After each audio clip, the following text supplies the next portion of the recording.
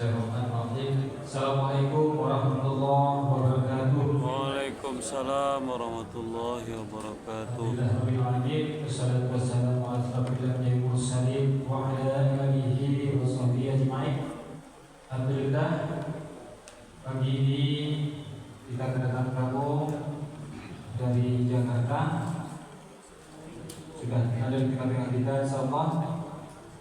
Itu kita tidak berpanjang lagi Pak, karena yang tunggu-tunggu sudah ada, sudah hadir. Untuk itu kali ini agak berbeda sedikit dari yang lain. Ustaz akan memberikan pencerahan atau pengarahan atau memberikan ilmunya yang ada teman atau saudara yang akan membacakan Quran. Bagaimana Quran itu pentingnya yang akan dibahas oleh beliau. Mudah-mudahan kita mendapat manfaat dari Quran yang dibacakan nanti, insyaallah. Mudah-mudahan. Itu saja, kita banyak maaf. Kita persilakan kepada guru kita, Ustaz kita untuk langsung saja.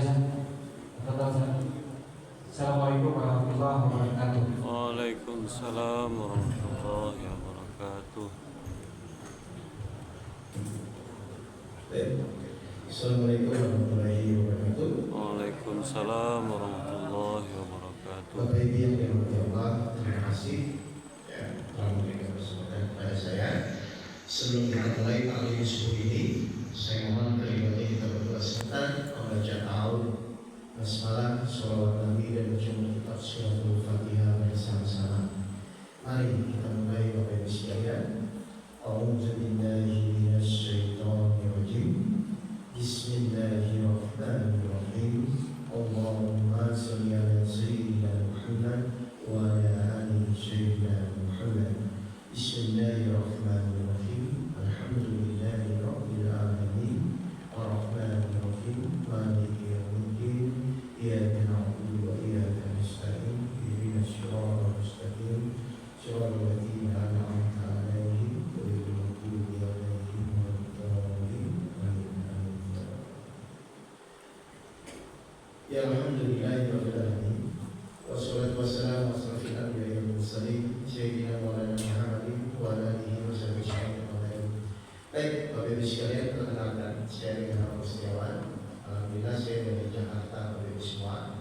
Apa yang mau saya sampaikan, ya, nanti yang akan saya sampaikan adalah sesuatu yang saya alami. Baik, jadi intinya beginilah.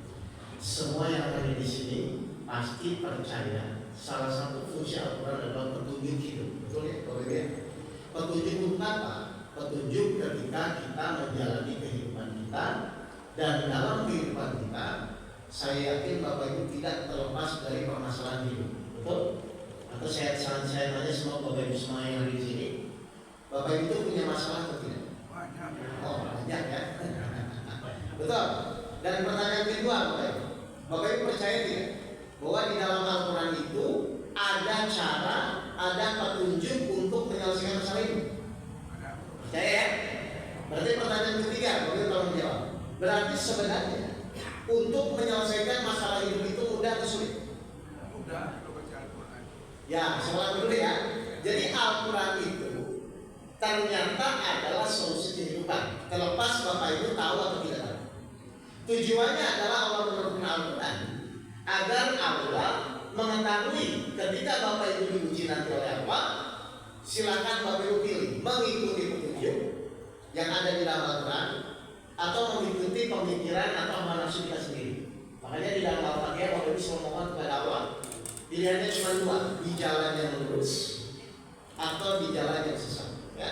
Di jalan yang lurus berarti mengikuti petunjuk Allah, di jalan yang sesat adalah mengikuti pemikiran dan hawa nafsu kita. Ya. Jadi kita setuju semua permasalahan apapun yang Bapak Ibu hadapi selama ini pasti ada solusinya di dalam Al-Quran.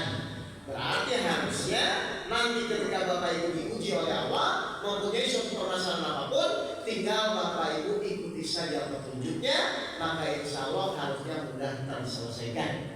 Ya, jadi logikanya sederhana ya. Jadi silakan Bapak Ibu diuji dengan berbagai macam masing-masing. Tapi Bapak Ibu harus percaya bahwa apapun ujiannya, kalau Bapak Ibu mengikuti petunjuk Al-Quran, insya Allah mudah terselesaikan. Jelas ini Bapak Ibu semua. Jadi kita akan fokus bagaimana mengimplementasikan antara masalah yang dihadapi dengan petunjuk Al-Quran. Saya sedikit cerita mungkin 5 menit dulu. Kenapa saya berani menyampaikan ini? Karena memang yang saya sampaikan ini saya sudah jalani dan saya sudah praktekkan. Ya, sederhananya tahun 2008 saya punya masalah Bapak Ibu semua, masalah hutang, masalah keluarga dan masalah hukum waktu itu. Ya, saya bingung, saya stres karena waktu itu saya sudah merasa berikhtiar, tapi kenyataannya masalah saya tidak selesai-selesai. Jadi kalau konkretnya itu saya punya perusahaan saya bangkrut Bapak Ibu, hutang saya 2,5 miliar waktu itu, keluarga saya hampir tumbang dan saya akan dipenjara karena kasus urusan masalah pajak perusahaan. Ya, jadi di 2008 itu Allah menegur saya dengan permasalahan. Lalu saya bingung, tapi dalam kebingungan saya, dalam pikiran saya itu saya sudah yakin, ya Allah saya tuh yakin Al-Quran itu positif. Tapi kenapa masalah yang saya hadapi dengan Al-Quran yang saya pelajari seakan-akan tidak nyambung? Padahal harusnya setiap permasalahan itu harusnya ada cara dan langkah-langkahnya di dalam Al-Quran. Saya bilang, saya yakin Al-Quran ini petunjuk hidup. Tapi ini kok semakin lama masalah saya bukan semakin berangsur selesai, tapi semakin bingung, semakin pusing. Lalu saya bilang, ini salah saya di mana? Nah, akhirnya saya berdoa, memohon kepada Allah. Alhamdulillah, ternyata salah saya cuma satu doang. Saya belajar Al-Quran tidak ada gurunya. Nah, akhirnya doa saya ubah. Saya bilang, ya Allah tolong tunjukkan seorang guru yang bisa menolong saya, membimbing saya dalam menyelesaikan masalah hidup saya. Ya, jadi masalah saya 3 Bapak Ibu. Kalau Bapak Ibu punya masalah yang mirip-mirip seperti saya, dengarkan dulu sebentar ya. Jadi masalah hutang 2,5 miliar yang harus selesai dalam 3 bulan. Lalu keluarga saya hampir tumbang. Dan yang terakhir saya kena kasus masalah pajak yang harus diselesaikan dalam 3 bulan juga. Ya, akhirnya saya bolak-balik baca. Alhamdulillah bukan semakin tenang, malah semakin bingung. Karena saya tidak mengerti teori yang dipelajari dalam Al-Quran dan mempraktekkan dalam permasalahan saya sehari-hari. Saya bilang tolong bantu saya. Alhamdulillah atas izin Allah, akhirnya saya bertemu dengan guru saya. Ya, dan sampai sekarang saya menghubungi guru saya. Saya tanya kepada beliau, saya bilang Pak Guru tolong saya. Kenapa Mas? Saya punya hutang 2,5 miliar. Ya. Lalu saya, keluarga saya akan bubar dan saya kena kasus hukum masalah pajak. Apa yang harus saya lakukan? Nah, guru saya menyampaikan, tenang saja. Yang penting sekarang Mas Oga bisa mempraktekkan petunjuk di dalam Al-Quran dengan permasalahan hidup yang selama ini dihadapi. Karena jujur saya Bapak Ibu ya, kadang-kadang kita bingung ya, kita membaca Al-Quran, kita hatam Al-Quran, tapi kadang-kadang pas praktek di lapangan, kok kita juga jadi bingung. Harusnya Al-Quran itu sebagai petunjuk membimbing Bapak Ibu di dalam menyelesaikan permasalahan. Terus saya bilang, apa yang harus saya lakukan? Alhamdulillah, akhirnya saya diajarkan Bapak Ibu caranya, polanya, bagaimana agar masalah yang saya hadapi dengan Al-Quran yang saya baca bisa dipraktekkan. Lalu diajarkan cara prakteknya, saya praktek, apa yang terjadi? 2,5 bulan masalah saya selesai. Ya, utang saya 2,5 miliar selesai, keluarga saya alhamdulillah menjadi harmonis lagi, dan saya tidak jadi terkena kasus hukum. Ya, dan saya yakin Bapak Ibu semua yang ada di sini pun, kalau saya tanya pasti punya masalah. Dan kalau misalnya dikejar lebih dalam, pasti ingin secepatnya menyelesaikan masalah. Nah, sekarang bagaimana caranya? Ini yang akan saya kupas. Ya, mudah-mudahan di waktu yang singkat ini, mohon maaf ini sampai jam berapa biar saya tidak habis. Oh, sampai habis. Ya udah, nanti di infosannya ya Pak Ibu ya. Baik, ini. Jadi waktu itu saya ketemu guru saya, terus dia bilang kapan masalah itu harus selesai? Sebelum saya melakukan waktu itu, saya bilang dalam 3 bulan pokoknya harus selesai. Guru saya nanya, aset punya Mas? Aset saya habis Bapak. Ruko habis. Terus mobil, karyawan semua habis. Istri hampir habis. Ya kan sudah membubar waktu itu. Ya. Baik, sekarang saya tanya Mas Oga. Nanti Mas Oga, ya, secara umum saya tanya kepada Bapak Ibu dulu semua ya, secara umum orang selama ini ikhtiar tujuannya untuk menyelesaikan masalah atau untuk mengikuti petunjuk Bapak Ibu biasanya? Saya ulang. Misalnya Bapak Ibu diuji oleh Allah, si fulan diberikan masalah oleh Allah. Biasanya mereka orang itu secara kalau ikhtiar tujuannya untuk menyelesaikan masalah atau untuk mengikuti petunjuk? Menyelesaikan masalah. Saya pun seperti itu. Setahun lebih saya berusaha menyelesaikan masalah saya, malah bukan makin selesai, malah makin pusing. Harusnya yang benar, orang ikhtiar itu dalam rangka mengikuti petunjuk, bukan dalam rangka menyelesaikan masalah. Bonus mengikuti petunjuk, otomatis masalahnya terselesaikan. Coba, saya ingin tanya kepada Bapak Ibu semua ya, Bapak Ibu jawab ya dengan kesadaran ya. Sebesar apapun masalah Bapak Ibu, kalau Bapak Ibu mengikuti petunjuk, selesai tidak masalah? Selesai. Sekecil apapun masalah Bapak Ibu, kalau Bapak Ibu mengikuti hawa nafsunya, pemikirannya, selesai atau belum tentu selesai? Tentu. Jadi kata kuncinya, silakan Bapak Ibu berikhtiar, tapi niatnya mengikuti petunjuk atau pemikiran sendiri. Ini yang terjadi waktu kasus saya di tahun 2008. Saya berusaha menyelesaikan waktu itu sebelum saya paham, tapi saya selalu berpikir ini bagaimana caranya, bagaimana solusinya, harus usaha apa yang saya lakukan. Itu yang terjadi dan itu lelah sekali mulai. Akhirnya alhamdulillah ketika bertemu guru saya mengajarkan, ayo semua permasalahan itu ikuti saja petunjuk langkah-langkah di dalam Al-Quran. Insya Allah sesuai dengan janji Allah pasti akan terselesaikan. Nah, sekarang kita akan mulai. Bagaimana caranya ketika kita diuji oleh Allah, diberikan masalah oleh Allah, kita mengikuti langkah demi langkah di dalam Al-Quran. Lalu silakan Bapak Ibu buktikan dan praktekkan. Ya, baik, begini caranya. Jadi waktu guru saya tanya, Mas Oto itu utang berapa? Saya bilang utang saya 2,5 miliar. Kapan harus selesai? Dalam 3 bulan. Oke, sekarang saya mau bertanya. Misal, ini misal ya, Mas Oto.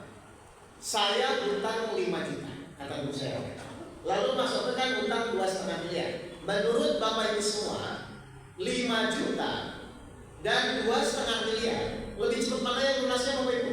Secara umum 5 juta. Saya pun jawab itu Pak, 5 juta.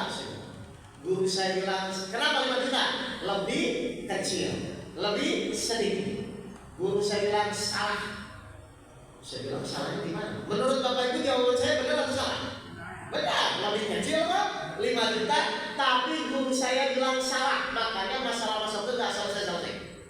Saya bilang salahnya di mana? Nah, sekarang saya tanya balik ke Bapak Ibu ya. Saya akan jawab. Silakan Bapak Ibu bantah. Ya, kan tadi Bapak Ibu juga jawab berapa? 5 juta ya. Baik, sekarang tolong bantah jawaban saya. Kalau 5 juta tidak ditolong Allah, 2,5 miliar ditolong Allah, kira-kira mana yang lebih cepat lunas? Kenapa tadi bilang 5 juta itu? Tahu Bapak Ibu kesalahan kita? Kesalahan kita adalah kita sering mengukur masalah berdasarkan kemampuan kita. Salah Bapak Ibu. Mau 5 juta, mau 2,5 miliar, kalau Allah menolong selesai. Berarti sekarang kesimpulannya apa? Ternyata apapun masalahnya, mau ekonomi, mau kesehatan, mau keluarga, ini bukan masalah kita mampu atau tidak. Ini masalahnya apakah kita layak ditolong Allah atau tidak. Saya terdiam Pak itu, karena ini merupakan pemikiran baru menurut saya. Saya sudah berikhtiar, merasa putus asa, akhirnya dapat pencerahan dari guru saya. Iya ya saya, mau 5 juta, mau 2,5 miliar, kalau Allah yang menolong, selesai atau tidak Bapak? Selesai. Sekarang saya tanya pertanyaan kedua. Selama ini kalau Bapak Ibu renungkan, sebenarnya kita bisa nggak menyelesaikan masalah hidup kita? Jujur, nggak apa-apa. Menurut Bapak Ibu selama ini kan Bapak Ibu ikhtiar ya. Misalnya si fulan sakit, pergi ke dokter supaya apa? Sehat atau sembuh kan gitu ya. Sekarang saya tanya, selama ini menurut Bapak Ibu, kita ikhtiar itu sebenarnya bisa nggak menyelesaikan masalah hidup kita? Bisa atau tidak? Bisa atau saya kunci ya, bisa atau tidak selama ini kita menyelesaikan masalah hidup tanpa pertolongan Allah? Jadi bisa atau tidak? Tidak bisa, Bapak Ibu. Sepintar apapun, sehebat apapun Bapak Ibu, kalau memiliki masalah, tapi kalau Allah tidak menolong, tidak akan pernah selesai. Itu yang dikunci. Ternyata selama ini niat saya itu yang salah, Bapak Ibu. Salahnya apa? Karena waktu itu di pikiran saya itu kalau ikhtiar adalah bagaimana supaya masalah saya selesai. Harusnya kalau Bapak Ibu mengikuti petunjuk Al-Quran, harusnya cara berpikirnya adalah bagaimana supaya Allah menolong masalah saya. Jadi yang diajarkan guru saya itu adalah kata kuncinya, silakan masuk ke diuji, silakan kita semua punya permasalahan, tapi apakah kita layak ditolong Allah atau tidak. Jadi tidak ada masalah besar, tidak ada masalah kecil.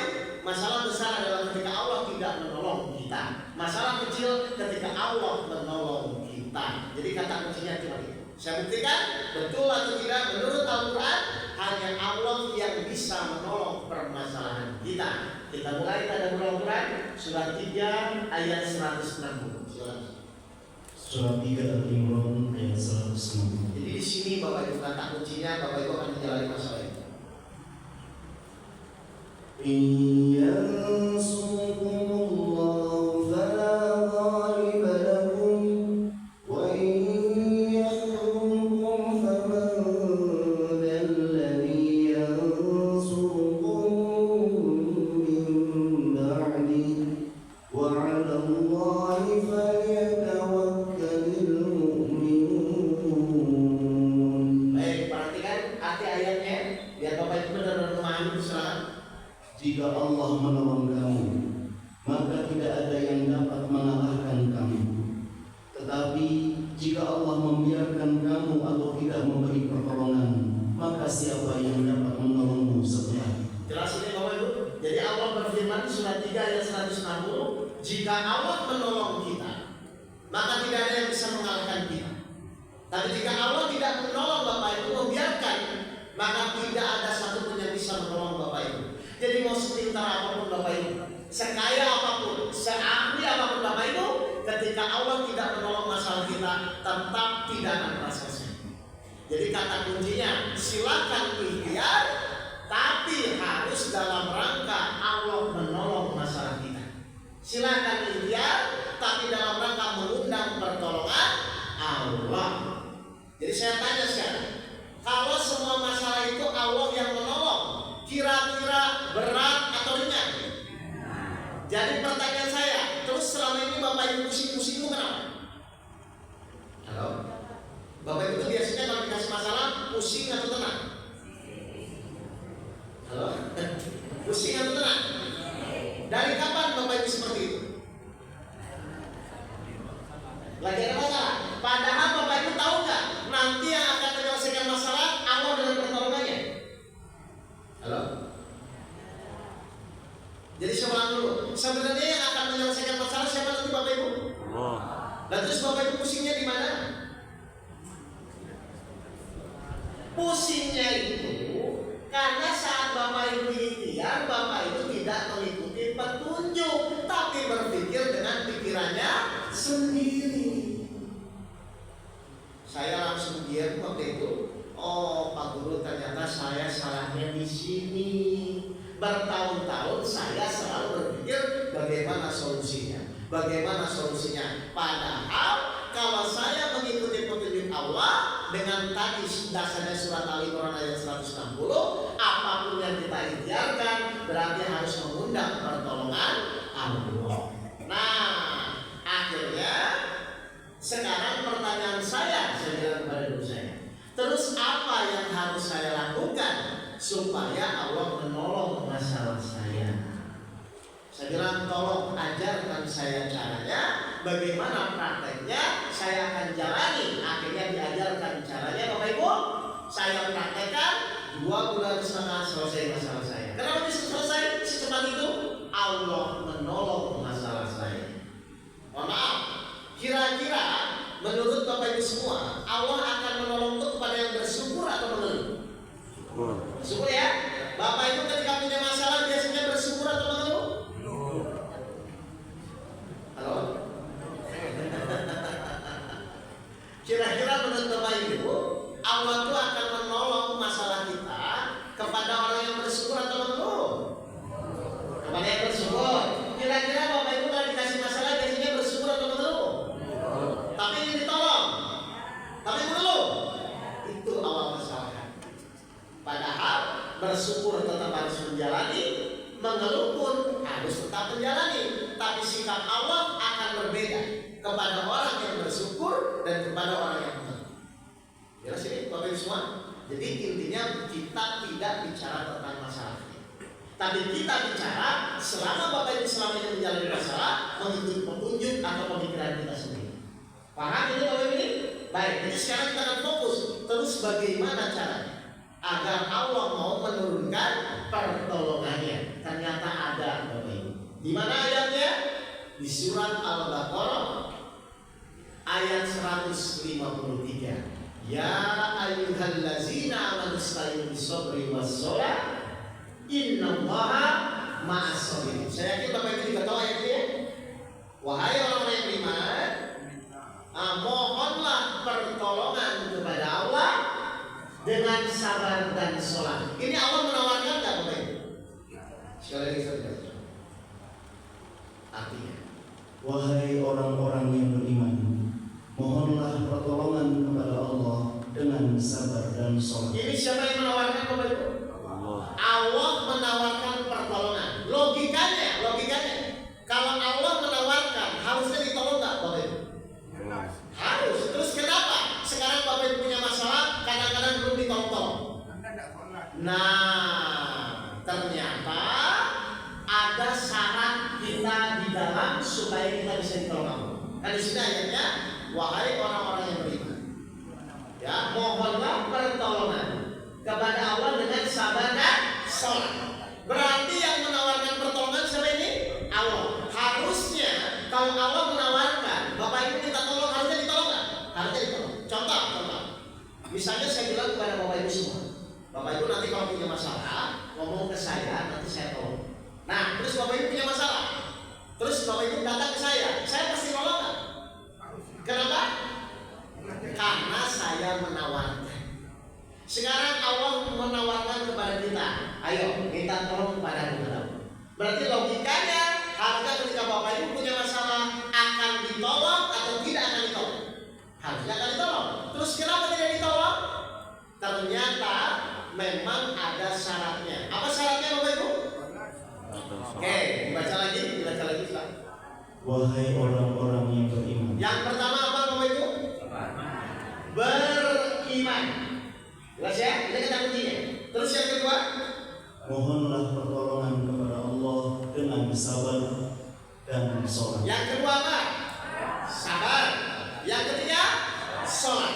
Sekarang saya tanya nih Bapak Ibu, kalau imannya benar, sabarnya benar, sholatnya benar, pasti tidak ditolong.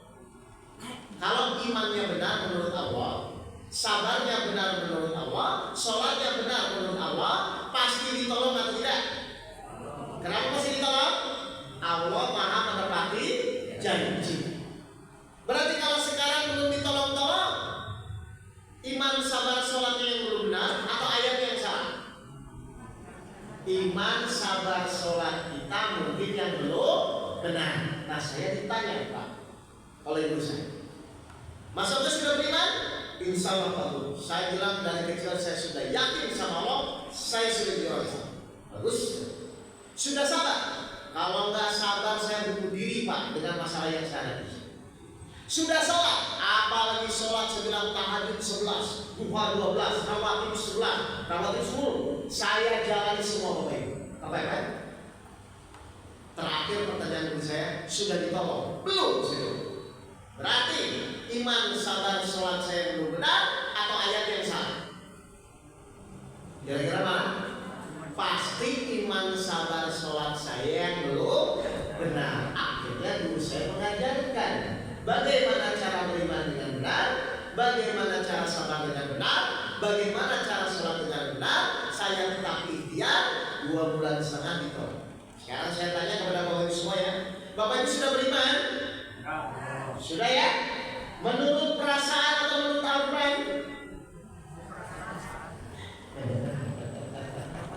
Ayo, sama dengan saya. Maksud sudah beriman? Sudah. Ditanya dulu saya, menurut perasaan atau Al-Quran?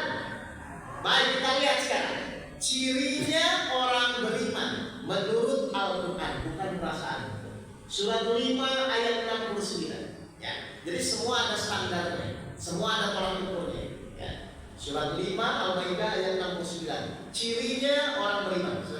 Surat 5 Al-Maidah ayat 69. Apa cirinya orang beriman? Innal ladzina amanu wal ladzina hadu was-sabiquna wan nasara man amana billahi wal yawmil akhir wa 'amila salihan fala khawfun 'alaihim wa la hum yahzanun. Perhatikan cirinya orang beriman apa kata Allah? Sesungguhnya orang-orang yang beriman, orang-orang Yahudi, Sabi'in dan orang-orang Nasrani, barang siapa beriman kepada Allah, kepada hari kemudian dan berbuat kebajikan, maka tidak ada rasa khawatir padanya dan mereka tidak bersedih hati. Menurut Al-Quran apa cirinya orang beriman? Silakan Ustaz sedikit tadi poinnya apa? Tidak. Maka tidak ada rasa khawatir padanya dan mereka tidak bersedih hati. Saya tanya kepada Bapak Ibu jujur ya, Bapak Ibu masih ada rasa khawatir dan bersedih? Masih? Berarti sudah beriman atau kurang beriman? Kenapa tadi bilang aku sudah? Perasaan. Itu yang tadi. Oh, berarti sekarang kita harus belajar bagaimana caranya dari yang banyak sedih dan khawatir jadi berkurang. Tapi itu aja harusnya dengan teknologi Al-Quran nanti. Yang kedua, Bapak Ibu sudah sholat? Menurut perasaan atau menurut Al-Quran? Dua-duanya benar. Baik, kita lihat cirinya orang sholat menurut Al-Quran, bukan menurut perasaan. Surat 70 Al-Ma'arij ayat 19 sampai 20. Cirinya orang sholat menurut Al-Quran. Surat 70 Al-Ma'arij ayat 19 sampai 20. Langsung Al-Quran. Sungguh manusia diciptakan bersifat suka mengeluh. Betul? Diciptakan bersifat suka mengeluh ya Bapak Ibu ya. Terus, saya dulu.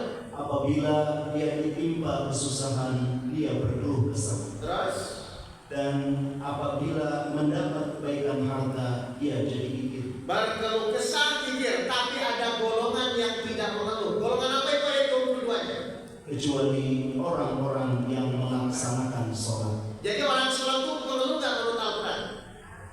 Bapak Ibu masih mengeluh? Tapi sudah sholat? Tapi mengeluh? Berarti kita harus perbaiki nanti bagaimana agar sholat kita tidak menjadi mengeluh. Begitu aja Mas. Terakhir apa syaratnya? Iman, sholat sama apa? Sabar. Sekarang saya tanya, Bapak Ibu sudah sabar? Atau gini, saya tanya ya, menurut Bapak Ibu, sabar itu sulit atau mudah? Sulit? Baik, sekarang tolong saya koma, sulit atau belum tahu caranya? Mohon maaf, selama ini Bapak Ibu kalau punya masalah, disuruh sabar atau diajarkan caranya sabar? Selama ini disuruh atau diajarkan caranya? Kalau cuma disuruh tanpa diajarkan caranya pasti sulit. Paham ini Bapak ini? Jadi sabar itu bukan sulit. Mungkin sabar itu Bapak itu selama ini tidak diajarkan caranya. Seperti di Quran surat 18 ayat 68. Jadi tidak ada yang sulit Bapak Ibu sebenarnya. Kalau Bapak Ibu diajarkan caranya. Surat 18 ayat 68. Surat 18 Al-Kahfi ayat 68. Silakan, dengarkan bertaburan. Dan bagaimana engkau akan dapat bersabar atas sesuatu sedang engkau belum mempunyai pengetahuan yang cukup tentang hal itu. Nah, jadi sabar itu sulit atau karena kita tidak tahu caranya? Jadi nanti kalau ada orang nyuruh Bapak Ibu sabar, tanya, Pak, Bapak nyuruh saya sabar. Saya bukan orang sabar, ingin jadi sabar. Bagaimana caranya? Kalau dia tidak ajarkan caranya, nggak usah nyuruh. Iya dong, masih cuma disuruh saja. Kayak misalnya saya ingin belajar naik mobil, ingin bisa nyetir mobil. Terus saya bilang sama Bapak, Pak, saya mau belajar mobil. Nih, pokok pakai aja kuncinya. Bisa nggak saya belajar mobil? Nggak bisa, harus diajarkan caranya. Jadi iman itu harus diajarkan caranya. Sabar itu harus diajarkan caranya. Sholat khusyuk itu harus diajarkan caranya. Supaya apa? Dipraktekkan, nanti Allah menolong. Jelas ini Bapak ini? Baik, dari 3 metodologi ini Bapak mau pilih yang mana dulu? Karena satu metodologi agak lama soalnya, dan waktunya mungkin kurang, jadi nggak cukup. Dari 3 ini, iman, sabar, sholat, Bapak itu pengen belajar yang mana dulu? Oh, semuanya. Semuanya sampai jam 8. Ayo, mana dulu? Nanti pilihkan dulu. Iman, sabar, sholat.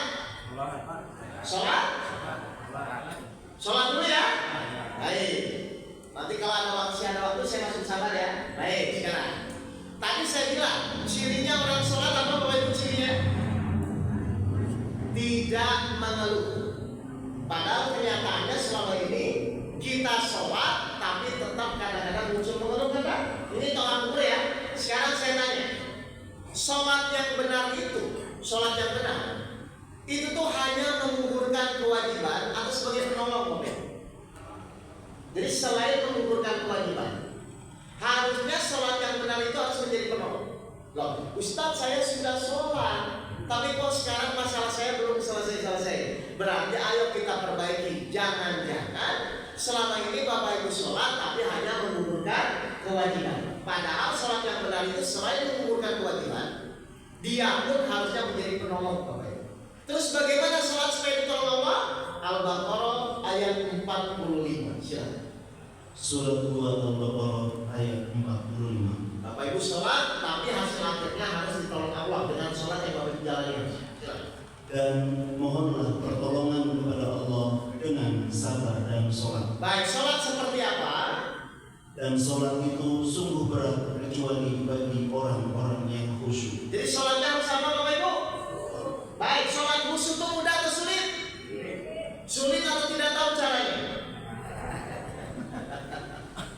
Oke, sekarang saya janji kepada Bapak Ibu semua, Bapak Ibu mau nggak saya ajarkan metodologinya langsung? Insya Allah keluar dari masjid ini pikirannya tidak jalan-jalan. Ya, kenapa? Karena guru saya berpesan, pokoknya ajarkan langsung cara prakteknya agar umat itu, agar jamaah itu bisa langsung menjalani. Baik, setuju ini? Nanti kalau saya sudah sampaikan metodologinya, Bapak Ibu nanti praktekkan. Kalau nanti masih jalan-jalan, angkat tangan saya. Ustaz, saya masih jalan-jalan begini ya, tapi saya ajarkan dulu. Jadi kita langsung prakteknya.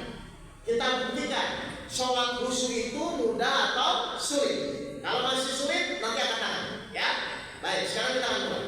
Jadi sholat yang benar itu tolak ukurnya selain menggugurkan kewajiban, dia pun harus jadi penolong. Ya, berarti kalau ingin menjadi penolong, minimal pas sholat pikirannya tidak jalan-jalan. Ya, bagaimana caranya? Ternyata caranya itu ada di dalam Al-Quran. Ya, sekarang saya tanya dulu. Sholat yang benar itu jasmani dan ruhani atau jasmani dan pikiran? Saya ulang. Menurut Bapak Ibu selama ini, sholat yang benar itu jasmani dan ruhani atau jasmani dan pikiran? Jasmani dan ruhani. Selama ini Bapak Ibu sholat jasmani dan ruhani atau jasmani dan pikiran? Selama ini pikiran. Makanya kalau Bapak Ibu hilang kunci, kalau pengen ketemu ngapain? Wah, hafal ini. Ngerti ya Bapak ya? Jadi sholat yang benar itu harusnya jasmani dan ruhani. Bagaimana caranya? Dan kenapa ruhani harus sholat? Ternyata Allah berfirman di surat 7 ayat 175. Kenapa ruhani kita harus sholat? Ya, itu penting sekali Bapak Ibu. Surat 7 Al-A'raf ayat 170. Kenapa rohani kita harus sholat? Dan ingatlah ketika Tuhanmu mengeluarkan dari sulbi tulang belakang anak cucu Adam keturunan mereka, dan Allah mengambil kesaksian terhadap roh mereka. Allah mengambil kesaksian terhadap ruh kita. Jadi sebelum kita dilahirkan, sebelum ruh kita ditiupkan oleh Allah, ternyata ruh kita buat perjanjian dulu sama Allah. Perhatikan selanjutnya. Seraya berfirman, bukankah aku ini Tuhanmu? Terus Mereka menjawab, mereka itu siapa? Ruh kita menjawab. Terus betul, engkau Tuhan kami. Kami bersaksi, kami lakukan yang demikian itu agar di hari kiamat kamu tidak mengatakan sesungguhnya ketika itu kami lemah. jadi nanti yang akan ditanya sholat itu ruh kita atau pikiran kita, Bapak Ibu? Ruh, berarti Bapak Ibu harus merubah bagaimana caranya agar saat sholat ruh kita ikut sholat. Ya, baik. Sekarang kita akan mulai. Bagaimana caranya agar ruh kita sholat? Tapi kita sudah setuju semua ya bahwa sholat yang benar itu jasmani dan rohani. Berarti sekarang saya tanya, yang kedua, di dalam sholat itu ada berapa kegiatan Bapak Ibu? Dalam sholat ada berapa Pak? 15. Itu rukunnya. Di dalam sholat berapa kegiatan? Ada 2, gerakan dan ucapan. Yang melakukan gerakan siapa?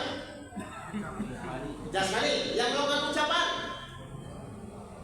Ruhani.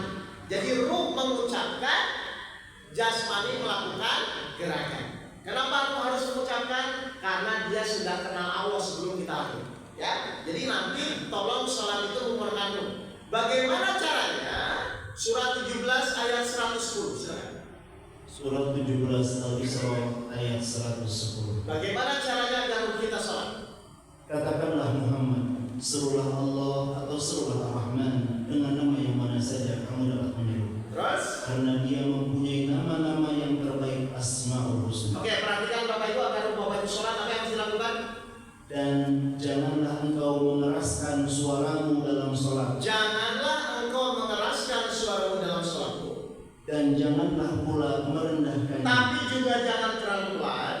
Dan usahakan jalan tengah di antara kedua itu. Baik, saya tanya berarti sholat itu harus bersuara atau boleh dalam hati? Hah?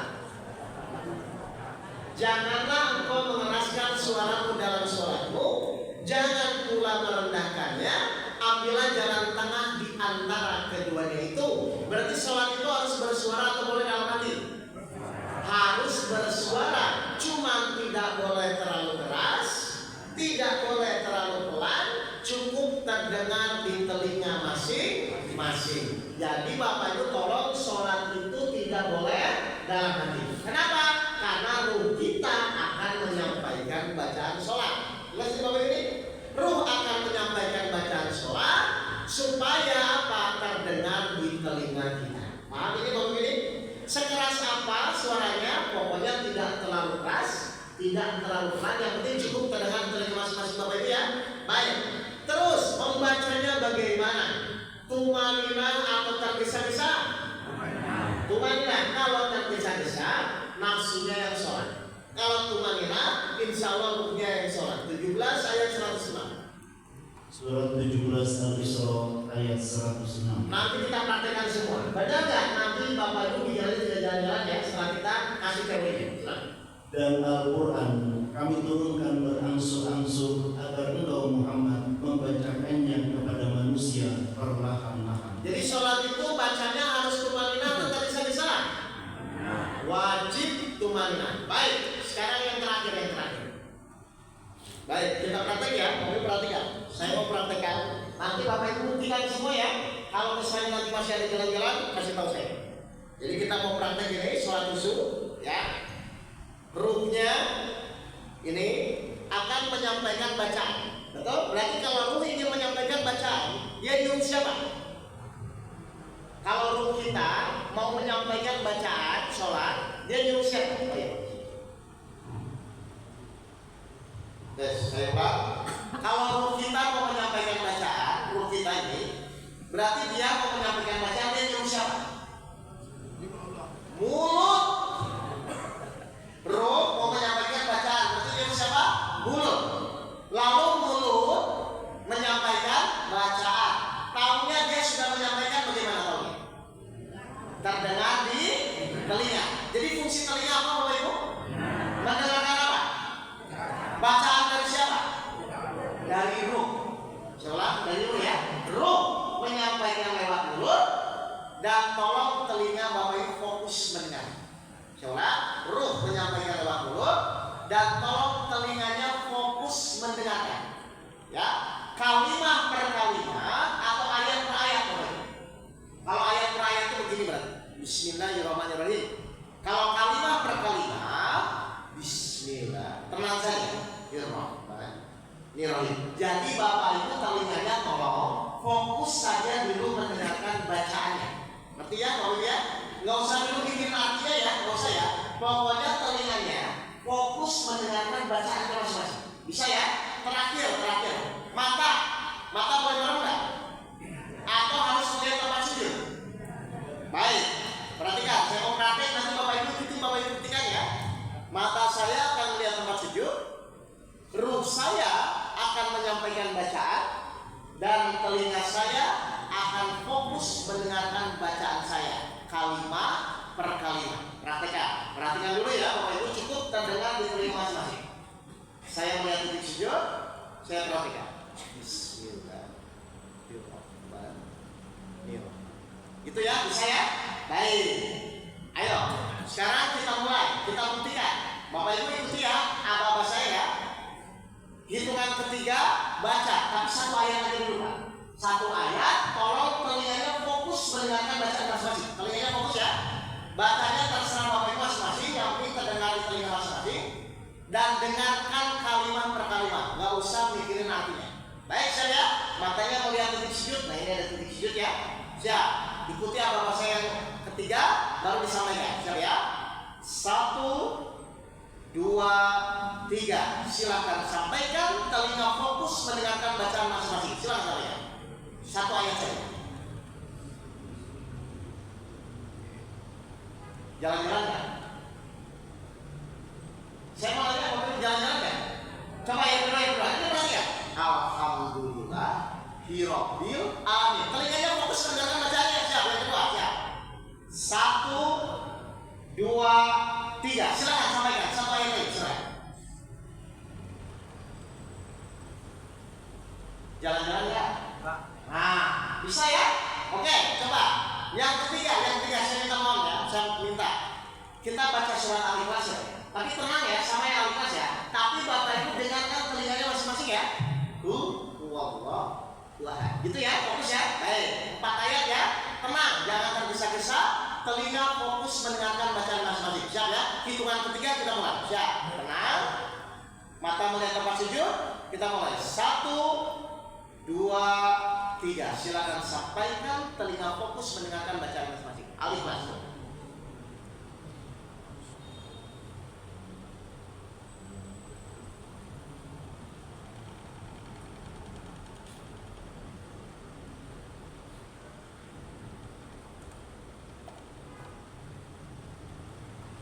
Baik, saya tanya jujur, fokus atau jalan-jalan? Ada yang jalan-jalan ini Bu? Separuh? Oke, kalau masih jalan-jalan, berarti telinga Bapak Ibu belum fokus mendengarkan bacaannya. Tolong, saya ulang. Tolong telinganya fokus mendengarkan bacaannya ya, dan tolong pelan-pelan. Gak usah pakai lagu dulu, pelan-pelan saja, dengarkan. Baik ya, sekali lagi ya. Sekali lagi kita akan praktek surat Al-Fatihah. Al-Fatihah ini apa ya? 7 ayat. Tolong dengarkan masing-masing. Semakin tenang, telinganya akan semakin fokus, dan ruhnya akan sholat. Nanti Bapak Ibu akan rasakan ruh sholat itu seperti apa. Oke, kita mulai ya. Baca Al-Fatihah ya. Telinganya tolong fokus mendengarkan bacaan masing-masing. Kalau masih jalan yang itu berarti telinganya belum fokus mendengarkan. Siap. Kita mulai, dan tolong pelan-pelan. Siap ya. Kita mulai ya. Jangan merembah, tapi melihat titik sujud. Siap. 1, 2, 3. Silakan sampaikan. Baca surat Al-Fatihah. Telinga fokus mendengarkan bacaan masing-masing.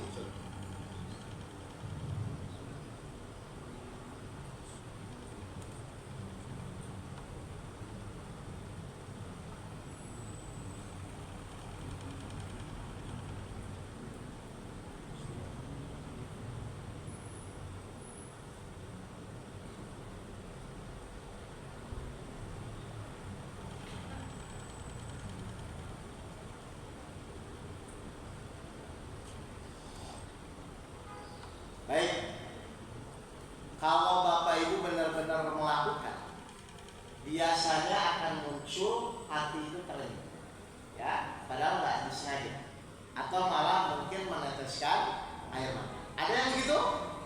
Kalau ada saya jelaskan kenapa jadi begitu. Karena ruh Bapak Ibu baru sholat. Sekarang saya tanya, sudah berapa tahun ruh Bapak Ibu nggak sholat? Padahal ketika Bapak Ibu nanti meninggal, amalan yang pertama kali dihisab adalah sholat. Sholatnya baik, semua amal perbuatan jadi baik. Sholatnya buruk, semua amal perbuatan jadi buruk. Dan sholat yang benar itu adalah jasmani dan rohani. Makanya saya bilang, kalau orang sholatnya benar, tidak mungkin masalahnya tidak ditolong. Jadi kalau Bapak Ibu bingung mau menyelesaikan masalah, bagaimana caranya? Mulai dari perbaiki sholat, khususnya adalah kualitas kekhusyuan di dalam sholat. Jelas ini Bapak Ibu semua? Jadi silakan itu dipraktekkan, ya. Dan yang kedua, saya pesan yang kedua, doa yang mustajab itu di dalam sholat atau di luar sholat? Di dalam sholat. Sekarang saya tanya kepada Bapak Ibu jujur ya, saat posisi apa kita disuruh berdoa? Duduk di antara dua sujud, betul ya? Selain sujud terakhir ya. Sekarang saya tanya, selama ini Bapak Ibu itu ketika duduk di antara dua sujud, berdoa atau membaca? Habis itu 5 gitu ya. Tolong nanti diperbaiki ya Bapak Ibu. Yang benar itu duduk di antara dua sujud itu harusnya berdoa. Berarti munculkan dulu rasa memohon, baru sampaikan kepada Allah, ya Tuhanku ampunilah saya, Rabbi firli, kasihanilah saya, warhamni, tutuplah aib saya, wajhuni, angkatlah derajat saya, warfa'ni, berilah saya rezeki, warzuqni, berilah saya petunjuk, wahdini, berilah saya kesehatan, wa'afini, maafkanlah saya, wa'fani. Kalau 8 permohonan ini 17 kali Bapak Ibu benar-benar berdoa di dalam sholat, insya Allah harusnya sholat itu jadi penolong, bukan hanya menggugurkan kewajiban. Jelas ini Bapak Ibu ini? Silakan Bapak Ibu praktekkan, ya. Prakteknya kalau paling gampang di luar sholat berjamaah, qoblah, duha, tahajud kan nggak perlu berjamaah kan? Mulai latihan ruhnya. Nanti lama-kelamaan kalau ruhnya sudah mulai terbiasa sholat, kapan-kapan saya lagi safari dan kesini, kita masuk sholat tahap kedua, merasa diawasi oleh Allah. Itu tahap kedua. Tapi tahap pertama, yang penting Bapak Ibu ruhnya sholat dulu ya Bapak Ibu semua. Bisa ya Bapak Ibu ya? Tolong dipraktekkan dulu dan tolong dirasakan betul atau tidak, nanti akan ada perubahan di dalam itu. Ya, jelas Bapak Ibu semua? Baik, kalau sudah jelas, ini karena tadi alamnya sudah bunyi, suruh. Nah, sudah ya? Jadi itu dulu. Ini ada pertanyaan atau tidak? Kalau ada pertanyaan boleh. Tapi kalau tidak itu dulu. Semoga metode yang sederhana ini, ya, kalau Bapak Ibu bisa langsung merasakan, dan tolong kalau misalnya sudah merasakan disampaikan lagi Pak, anaknya, menantunya, ya, karena saya pun merasakan waktu itu kesulitan tentang permasalahan hidup saya. Ternyata salah satu faktornya saya harus memperbaiki sholat saya. Dan insya Allah sesuai janji Allah, sholatnya baik, maka semua amal perbuatan baik. Sholatnya buruk, maka buruk semua amal perbuatan. Oh itu. Ini ada. Boleh, ya udah silakan. Ada berikutnya mungkin? Ya silakan Ibu.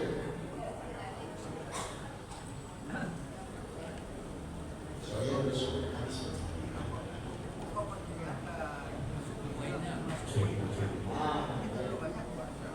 Satu aja ya. Assalamualaikum warahmatullahi Oh, wabarakatuh. waalaikumsalam warahmatullahi wabarakatuh. Silakan. Terima kasih Ustaz kedatangannya kami yang telah banyak menjabarkan tentang bagaimananya mendapatkan ridha Allah. Ya. Nah, saya senang juga mendengarkan cerita Ustaz yang sedikit itu masalah Ustaz gagal dengan kehidupan.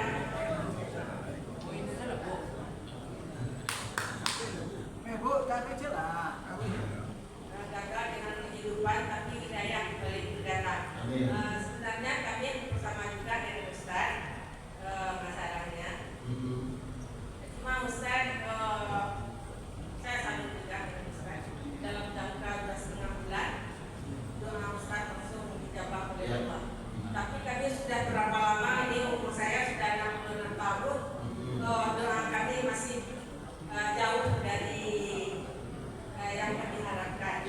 tapi kami tidak akan berserah diri. Kami akan selalu berjuang sungguh-sungguh sampai akhir hayat kami. Baik. Yang menjadi masalah dari kami, pertama, Ustaz tadi mematok atau Ustaz, guru dari Ustaz. Oh iya. Mematok, katanya infak 5 juta dulu. Oh, ya itu analogi aja. Ganti dengan berlipat ganda. Nah, gitu. Jadi kami di sini agak tertarik permasalahannya. Pertama, guru Ustaz itu mematok dalam 2,5 bulan, oke, selesai semuanya. Ya. Apakah di dalam Islam kita bisa mematok seperti itu kepada Allah? Ya Allah, ya Tuhanku, berilah aku rezeki dalam waktu 1 bulan ini, atau berilah saya dalam waktu itu. Itu apakah bagaimana dalam Islam? Yang kedua, boleh yang kedua? Ya. Yang kedua, tadi dalam cerita itu ada dalam sebuah nyanyi, amalkanlah Al-Quran, jadikanlah pedoman. Jadi sebenarnya nyanyi itu sederhana, cuma kita ini mengamalkan Al-Quran itu susah sekali. Mungkin itu ada yang penyebabnya. Apakah faktor food, makanan? Jadi kita tidak tahu Ustaz, bagaimana makanan yang sebaiknya dimakan itu. Nah, jadi Ustaz kan karena yang keluar 1/2 bulan, oke, langsung dijawab oleh Allah. Mohon itu yang kami harapkan. Dengan doa apa, makanan apa yang Ustaz makan dalam waktu 2,5 bulan itu. Terima kasih. Wassalamualaikum warahmatullahi wabarakatuh. Baik, ini satu aja ya. Baik. Ya. Gini ya, kalau ya, saya tidak mematok ya. Waktu itu pokoknya saya hanya menjalani, melayangkan diri agar saya ditolong Allah. Itu aja kata kuncinya. Saya tak tahu tiba-tiba 2 bulan setelah itu bisa selesai. Cuma waktu itu pokoknya karena saya sudah tidak ada pilihan, yang saya fokuskan saya tetap ikhtiar. Ini yang saya kasih tahu ya, saya tetap ikhtiar. Tapi tolong dijawab ya. Selama ini kita ikhtiar tujuannya untuk menentukan hasil atau untuk beribadah kepada Allah. Jujur. Bapak itu selama ini ikhtiar tujuannya untuk menentukan hasil atau beribadah kepada Allah. Menentukan hasil atau beribadah. Kalau saya dulu pikiran saya adalah bagaimana ikhtiar saya supaya masalah saya cepat selesai. Itu yang salah Bapak Ibu.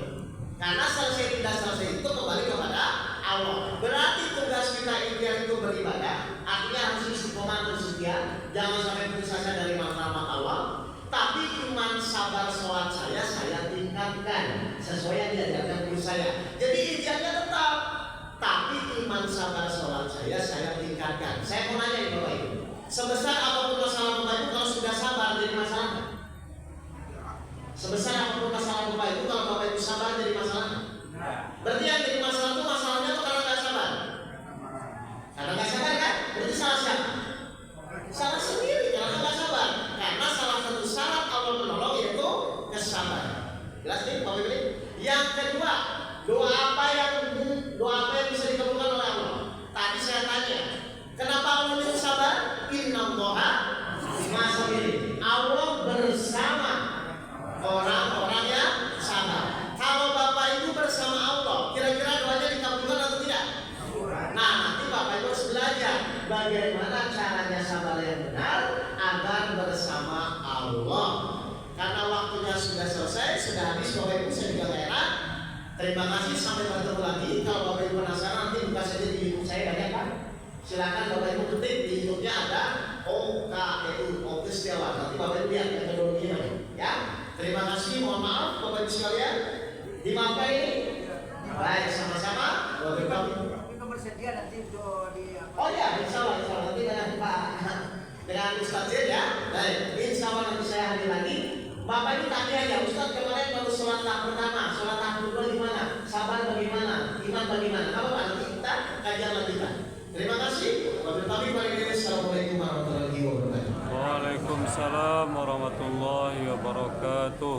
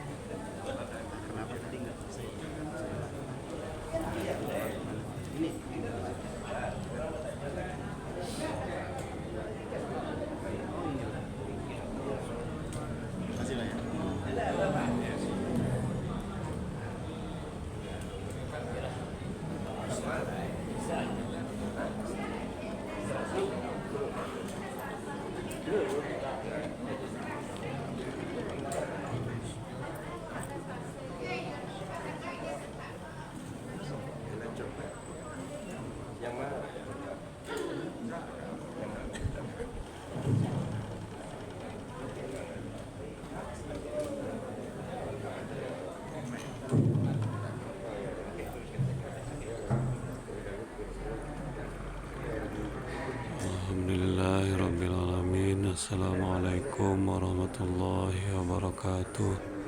Insyaallah Palestina merdeka, amin ya rabbal alamin.